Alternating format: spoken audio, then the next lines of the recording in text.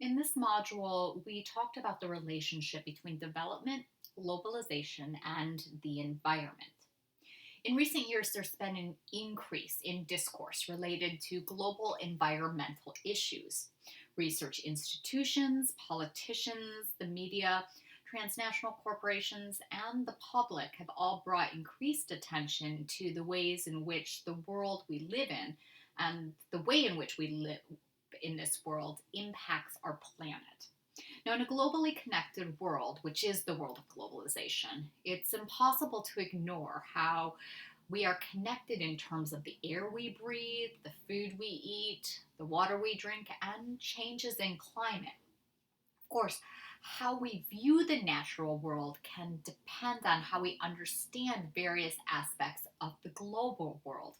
In fact, as Steger pointed out in this week's reading, cultural values play a significant role in how people think about the environment and environmental issues.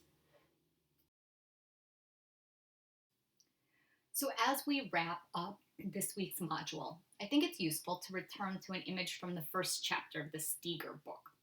In the first chapter, Steger presents the story of the blind scholars and the elephant. And if you recall, Steger says that each of the scholars think they understand what an elephant is based on their own experience with the part of the elephant they're familiar, the tusk, the trunk, the tail, the leg.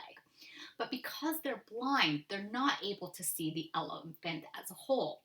Steger argues that if we focus on certain aspects of globalization, economic aspects, cultural aspects, political aspects, but don't look at the whole, we're unable to see globalization for what it is in reality. And I would argue the same can be said of development.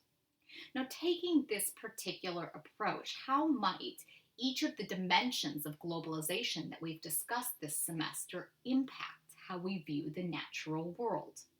I think that this image is especially useful as we think about the way in which globalization and development is presented in the film Plastic China. Now, just a note in terms of the politics of global recycling. In 2018, China passed legislation that essentially banned the importation of recyclable materials. And that means that recycling plants like the one that Kan and Peng worked at essentially are not operating in the same way that they did before. It's likely that those two men are no longer engaged in that practice. And so this makes the issue of recycling and how we think about it in terms of development and globalization even more complicated. It's important to note that while China did essentially ban the importation of recyclable materials, other nations were more than happy to open up their countries to this particular practice, including Thailand and Malaysia. As I mentioned earlier, the analogy of the elephant is incredibly useful when thinking about development. As we've stressed all semester, economic growth cannot be an end in itself. We need to consider other issues, including environmental issues. We know that gains from current growth and development projects have not been evenly distributed, and that the environmental and social side effects of many of these projects are actually making lives worse for some folks than in the past. Now, poverty reduction and decent job creation are not possible without economic growth, but this is only part of a much larger problem. Some folks have suggested that a green growth strategy is better suited for addressing the multiple needs of growth and development. This approach seeks to harmonize economic growth with environmental sustainability while improving the eco-efficiency of economic growth and enhancing the relationship between the environment and the economy. The practices are basically designed to strengthen green growth strategies as part of a development objective. And this is a response to the current ecological crisis that we're in and those that may be coming in the future. So this can include development projects that foster low carbon, push for social inclusion, minimize pollution, account for natural hazards, and actually think through prevention and maintenance techniques in cases of physical disaster. Another strategy is known as quality growth. This practice focuses on long term rather than short term solutions. The argument is that some conventional development and growth paradigms focus on the short term to maximize output or increase GDP.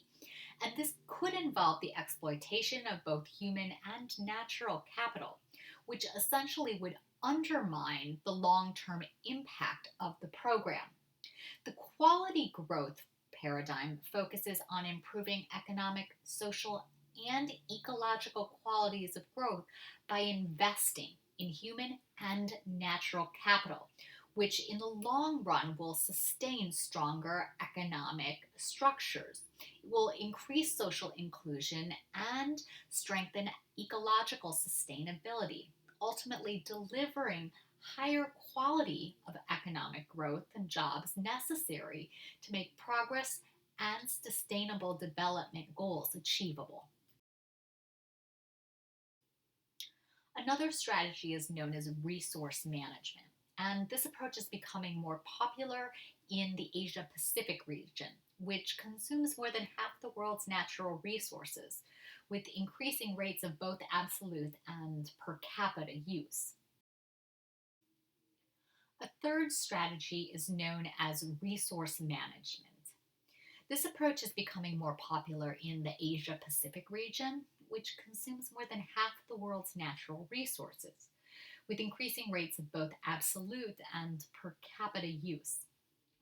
Resource management promotes environmental sustainability with a focus on protecting natural resources and promoting resource planning and regulation of both land and ocean ecosystems.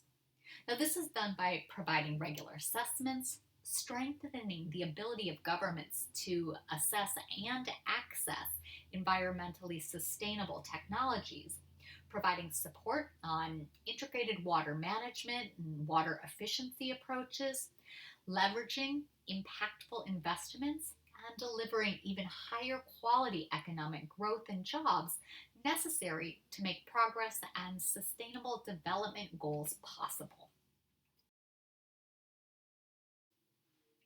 After viewing Plastic China and reading this week's text, do you think globalization is environmentally problematic or environmentally beneficial? Tell me why. And if you believe that globalization is associated with environmental problems, does that mean that the logical conclusion is that we should do the opposite?